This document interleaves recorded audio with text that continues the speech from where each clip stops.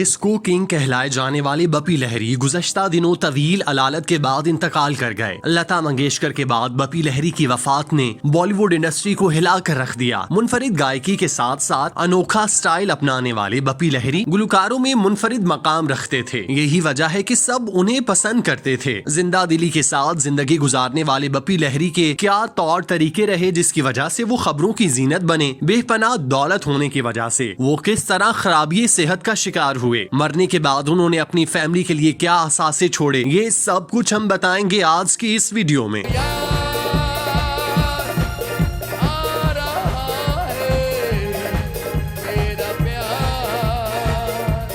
बपी लहरी के बारे में कहा जाता था कि वो सब गोल्डन म्यूजिक डायरेक्टर थे क्योंकि वो सोने के भारी भरकम जेवरात पहना करते थे। बपी लहरी के बारे में ये भी कहा जाता है कि वो सोने से मोहब्बत करते थे, ताहम उनकी जिंदगी भी सोने की तरह चमकदार थी। 70 की दिहाई में इंडस्ट्री में काम करने वाले बपी लहरी ने जब उरूज का जमाना देखा तो उनकी जिंदगी के तौर तरीके भी बदल गए। भारत के साथ साथ दीगर मुमालिक में कंसर्ट्स और लाइव शोज के लिए उन्हें मधु किया जाने लगा। जब बपी लहरी की जेब पैसों से भरने लगी तो उनके शौक भी बदलते चले गए। इस बात में कोई शक नहीं कि उन्होंने कई साल पहले मैनोशी शुरू कर दी। इसके अलावा वो मुनशियात और तंबाकू नोशी भी किया करते थे। चूंकि वो गुलकार होने के साथ साथ म्यूजिक कंपोजर भी थे तो उन्हें कई कई घंटों तक धुनें तरतीब देना पड़ती थी। तो इस दौरान वो यकसुई हासिल करने के लिए बाकायदगी से तंबाकू नोशी करते थे। उनके बारे में कहा जाता है कि जब वो गाना रिकॉर्ड करवाते थे तो साथ में शराब भी पीते थे। इससे उनकी आवाज में एक बारीकी आ जाती थी जो सुनने वालों को भली महसूस होती थी। बपी लहरी ने अपने करियर में रिकॉर्ड करवाने वाले बहुत सारे गीतों में शराब का इस्तेमाल किया और मकबूल होते चले गए। तंबाकू और शराब के अलावा बपी लहरी का मुनशियात से भी गहरा ताल्लुक था। जब बपी लहरी तवील दौरानिये के कंसर्ट्स और लाइव शोज की जीनत बनते तो उस वक्त वो मुनशियात का इस्तेमाल करते थे ताकि उनका जिस्म थकन के एहसास से महरूम हो जाए और वो पूरी जान से परफॉर्म कर सकें। चूँकि लाइव शोज और कंसर्ट्स में नौजवान बड़ी तादाद में मौजूद होते हैं, लिहाजा उन्हें जोश दिलाने के लिए जिस्म को भरपूर ताकत की जरूरत होती है, जिसके लिए आम तौर पर फनकार इस तरह की मुनशियात इस्तेमाल करते हैं ताकि वो ज्यादा से ज्यादा परफॉर्म कर सकें और अपने चाहने वालों का दिल बहला सकें। बपी लहरी इंडस्ट्री के उन गुलकारों में से थे जिन्होंने हमेशा अपने स्टाइल को दूसरों से मुख्तलिफ बनाया और इसी बुनियाद पर उनकी इंडस्ट्री में ताल्लुकात खराब भी रहे। कई सीनियर अदाकारों और गुलकारों के साथ उनकी अनबन रही जिसकी वजह उनकी सीनियरिटी थी। चूँकि वो 70 की दिहाई से इंडस्ट्री में काम कर रहे थे और उन्होंने लेजेंड्स के साथ काम किया हुआ था, लिहाजा वो इस बुनियाद पर जूनियर्स के साथ सीनियर्स को भी रगड़ा लगा दिया करते थे। एक बार उन्होंने अपने बारे में दावा किया था कि वो बॉलीवुड गुलकारों के अमिताभ बच्चन हैं, जिस पर गुलकारों की जानिब से शदीद रद्द-ए-अमल सामने आया। मगर इन तनाज़ात के बावजूद बॉलीवुड इंडस्ट्री उनकी नरम तबीयत और खुश अखलाकी की वजह से उनकी इज्जत किया करती थी। बपी लहरी को जो चीज दूसरे गुलकारों से मुमताज बनाती थी वो उनके सोने के जेवरात थे जिसे वो हर वक्त पहने रखते थे। बपी लहरी ने अपने एक इंटरव्यू में कलाई, उंगलियों और गले में सोने के जेवरात पहनने की वजह बताई थी। उन्होंने बताया कि वो अमेरिकी रॉक स्टार एल्विस प्रेस्ले के बहुत बड़े मद्दाह हैं जो अपनी परफॉर्मेंस के दौरान सोने की चेन पहनते थे और उन्होंने एल्विस को देखकर ही सोना पहनने का फैसला किया था। बपी लहरी भी एल्विस प्रेस्ले की तरह अपनी अलग पहचान बनाना चाहते थे और इसीलिए उन्होंने सोना पहनना शुरू कर दिया। बपी लहरी को सोना पहनने की वजह से हिंदुस्तान का गोल्ड मैन कहा जाता था। गुलकार सोने को अपने लिए खुशकिस्मती की अलामत समझते थे। डिस्को किंग बपी दा ने 2014 में लोकसभा इलेक्शन भी लड़ा था और नामजदगी के दौरान अपने पास मौजूद असासों बशमूल सोने और चांदी की तफसीलात बताई थी। उन्होंने बताया कि उनके पास कुल 752 ग्राम सोना और 4.62 किलो चांदी है। उस वक्त पाकिस्तान में फी ग्राम सोने की कीमत 10,776 रुपए थी। इसी तरह बपी दा के पास तकरीबन 81 लाख का सोना और तकरीबन 6.25 लाख रुपए की चांदी मौजूद थी। लेकिन इसके बाद उन्होंने मजीद कितना सोना खरीदा और फिर सोने के भाव में जितना इजाफा हुआ, इस एतबार से उनके पास मौजूद सोने की मालियत करोड़ों बनती थी। बपी दा की तरह उनकी बीवी चतरानी लहरी को भी सोने और हीरों का शौक था। उन्होंने 2014 में दावा किया था कि उनके पास बपी दा से भी ज्यादा यानी 967 ग्राम सोना, 8.9 किलो चांदी और हीरे हैं। मायानाज भारतीय गुलकार और म्यूजिक कंपोजर बपी लहरी ने इंकशाफ किया था कि सोना उनके लिए खुशकिस्मती की निशानी है और इसी वजह से वो हर वक्त सोने की चेन पहन कर रखते हैं। माजी में दिए गए एक इंटरव्यू में बपी लहरी ने अपने सोने के जेवरात की अहमियत बताते हुए कहा था कि मेरी माँ ने मुझे पहले सोने की चेन दी थी, जिसके बाद मुझे पहला ब्लॉकबस्टर प्रोजेक्ट जख्मी मिला था। बपी लहरी ने कहा कि जब मेरी माँ ने मुझे सोने की चेन दी थी तो उन्होंने मुझे बताया था कि ये मेरे लिए खुशकिस्मती होगी, मुझे हमेशा अपने खानदान से सोना मिला है। उन्होंने कहा कि मेरी माँ के बाद ये मेरी बीवी ने 1977 में मेरी सालगिरह के मौके पर मुझे एक और सोने की चेन तोहफे में दी थी। मेरे पास सोने की 7 चेन है और मुझे हर चेन के बाद कोई ना कोई कामयाबी जरूर मिली है। गुलकार ने कहा था कि मैं जहाँ भी सफर करता हूँ सोने के कुछ जेवरात हमेशा अपने साथ सफर करते हैं। मेरे सोने के जेवरात इतने भारी हैं कि मैं ये सब अपने साथ बैरूने मुल्क नहीं ले जा सकता। मैंने कभी अपने सोने के जेवरात का वजन नहीं किया। उनके सोने के जेवरात आम आदमी के साथ साथ बॉलीवुड अदाकाराओं को भी खूब भाते थे। एक इंटरव्यू में भारतीय अदाकारा बिपाशा बासु ने कहा कि बपी लहरी बहुत ही खूबसूरत जेवरात पहनते हैं, अगर मुझे मौका मिले तो मैं चोरी कर लूं। बिपाशा बासु के इन ख्यालात का इल्म जब बपी लहरी को हुआ तो उन्होंने खुशगवार अंदाज में जवाब दिया कि उन्हें चोरी की जरूरत नहीं, वो ऐसे ही मुझसे ले सकती हैं। बपी लहरी के जेवरात से मुतासिर होने वालों में भारतीय फनकारों के साथ साथ गैर मुल्की स्टार्स भी शामिल थे। कुछ अर्सा कबल कपिल शर्मा के शो में बपी लहरी ने बताया था कि माइकल जैक्सन के मुंबई दौरे के दौरान मैं एक जगह बैठा हुआ था, वो मुझे नहीं जानता था। मेरी चेन देखकर माइकल मेरी तरफ आया और कहने लगा, तुम्हारा नाम क्या है? तुमने बहुत ही खूबसूरत चेन पहन रखी है। बपी लहरी का कहना था कि मैंने माइकल को अपना तारुफ करवाया और इस चेन के बारे में बताया जिस पर हिंदू मजहब के मानने वालों के भगवान गणेश की मूर्ति बनी हुई थी। जब मैंने माइकल जैक्सन को बताया कि बैनुल अक़वामी सतह पर मशहूर होने वाला गाना जिमी जिमी मेरा है तो वो मुझे पहचान गए और मेरी खूब तारीफ की। अगर गुलकार के कुल असासों की बात की जाए तो वो 47 करोड़ पाकिस्तानी रुपए की जायदाद के मालिक थे। उनका मुंबई के पोश इलाके जोहू में आलीशान बंगला था जिसकी मालियत 3.5 करोड़ रुपए के लगभग थी। ये बंगला मेन रोड पर था जिसकी वजह से उनकी वैल्यू हर गुजरते दिन के साथ ज्यादा हो रही थी। इसके अलावा उन्होंने मुंबई में कई प्रॉपर्टी खरीदी हुई थी जिसे उन्होंने किराए पर देने के साथ साथ जाती इस्तेमाल में रखा हुआ था। बपी लहरी की माहाना आमदनी करोड़ों रुपए थी। वो एक फिल्म में गाने का 8 से 10 लाख रुपए वसूल करते थे, जबकि मौसीकार के तौर पर ये मुआवजा दुगना हो जाया करता था। इसके अलावा वो कंसर्ट्स और लाइव शोज में परफॉर्म करने के लिए 50 लाख से जायद की रकम वसूल करते थे। वो अपने गाने की रॉयल्टी की मद में लाखों रुपए हासिल करते थे जिसकी वजह से उनका बैंक अकाउंट हर वक्त भारतीय रुपए और डॉलर्स के रंग बिरंगे नोटों से भरा रहता था। उन्हें भारत में होने वाले रॉयल्टी शोज में जज की हैसियत से मदऊ किया जाता था जो महीनों तक चलता था। उस शो में शिरकत करने के लिए बपी लहरी का मुआवजा करोड़ों रुपए होता था। चूंकि लोग उन्हें देखना पसंद करते थे इसलिए उन्हें मुंह मांगा मुआवजा दिया जाता था। बपी लहरी को सोने के अलावा कीमती गाड़ियां रखने का भी शौक था। उनके इस्तेमाल में नए मॉडल की BMW और ऑडी थी। उन्होंने कुछ साल कबल टेस्ला भी खरीदी थी जिसकी मालियत 55 लाख रुपए थी। ये इंतहाई पुरतायुश गाड़ी थी जिसमें बपी लहरी ज्यादातर सफर करते दिखाई देते थे, जबकि बाकी 2 गाड़ियां उनके घर वालों के इस्तेमाल में थीं।